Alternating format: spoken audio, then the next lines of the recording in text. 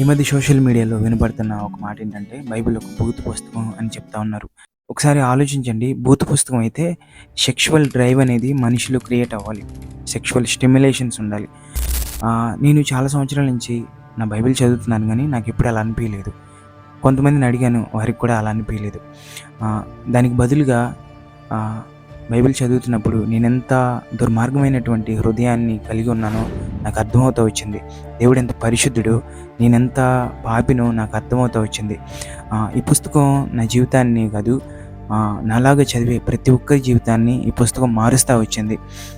చరిత్రలో కొన్ని వందల సంవత్సరాల నుంచి Bible has been transforming millions of people. ఇది వాస్తవం. మీరు నమ్మినా నమ్మకపోయినా ఇది వాస్తవం. కానీ భూత పుస్తకానికి అంత శక్తి ఎలా ఉంటుంది గమనించి. పుస్తకం నన్ను ఇతర స్త్రీలని ఆశించకుండా, ఇతరులని మోసం చేయకుండా, ఇతరులకి అబద్ధం చెప్పకుండా, తాగకుండా, తిరగకుండా, ఇష్టానుసారమైన జీవితం గడపకుండా నన్ను ఈ పుస్తకం క్రమశిక్షణలో పెడతా ఉంది.